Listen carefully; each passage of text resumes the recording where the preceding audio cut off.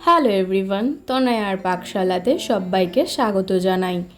যারা first time চ্যানেলটা visit করছো তাদের কাছে অনুরোধ রইল, চ্যানেলটা সাবস্ক্রাইব করো, পাশে থাকা বেল আইকনটি প্রেস করো যাতে নতুন নোটিফিকেশন তোমাদের সামনে চলে আসে। এই গরমে সত্যি বলতে জুস খেতে কিন্তু প্রত্যেকেরই খুব ভালো লাগে, আর এরকম যদি ঘরে বানিয়ে একদম রিফ্রেশ হওয়া যেতে পারে তাহলে তো কোনো কথাই হবে না। চটজলদি খুব সহজেই এরকম ঠান্ডা ঠান্ডা জুস কিন্তু বেশ মজাদার লাগে। তার জন্য তো চ্যানেলটা ফলো করতে হবে, সাবস্ক্রাইব করো। তাই আজকের চটজলদি রেসিপি তরমুজের শরবত। এর জন্য দেখো আমরা এখানে একটা তরমুজ নিয়েছি, যেটাকে কেটে হাফ করে রেখেছি।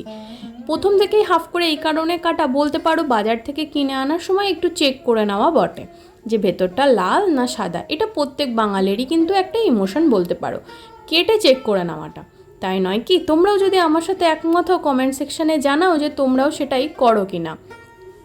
তো দেখো এখান থেকে খোসাটা সম্পূর্ণ বাদ দিয়ে মা বটির সাহায্যে এইভাবে টুকরো টুকরো করে নিল। তোমরা চাইলে কিন্তু ছুরি দিয়েও কেটে নিতে পারো।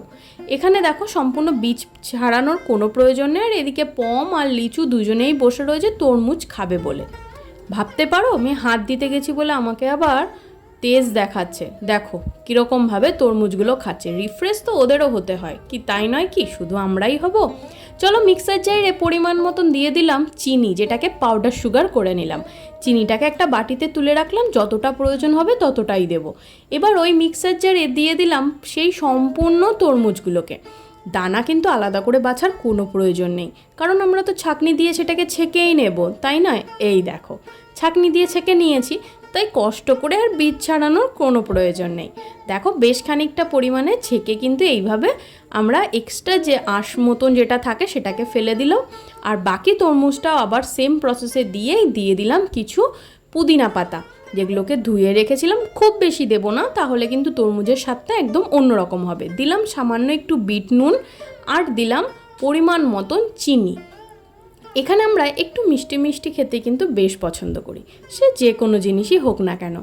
এবার সেটাকেও মিক্সার জারে খুব ভালো করে পেস্ট দেখো করে নিলাম। এবার এটাকেও জুসটাকে বের করে নিয়েছি ছাঁকনির সাহায্যে। এবার এখানে একটা গোটা লেবুকে এইভাবে জুস বের করে দিলাম তরমুজের রসের মধ্যে। সামান্য পরিমাণে দেব চাট মশলা, একটু চটপটা হলে মন্দ যায় না কিন্তু, তাই নয় কি বলো? ভালো করে নাড়িয়ে এবার এটাকে প্লেট করে নেওয়ার পালা। চলো এখানে দুটো গ্লাস নিয়ে নিয়েছি কাচের জার, যার মধ্যে দিয়ে দিলাম আইস কিউব দুটো দুটো করে। এবার এটা তো একটু ঠান্ডাই আছে, আর খুব বেশি ঠান্ডা যদি খেতে চাও তাহলে একটু ঠান্ডা জল কিন্তু অ্যাড করতে পারো, বা জুসটাকে তোমরা ফ্রিজে স্টোর করতে পারো, তারপর খেতে পারো।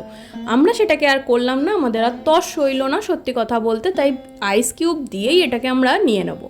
দেখো তরমুজের জুসটা সম্পূর্ণ দিয়ে দিলাম, ওপর থেকেও আবারও একখানা দিয়ে দিলাম আইস কিউব, আর ওপর থেকে একটু স্টাইলিশ বানানোর জন্য দিলাম পুদিনা পাতা।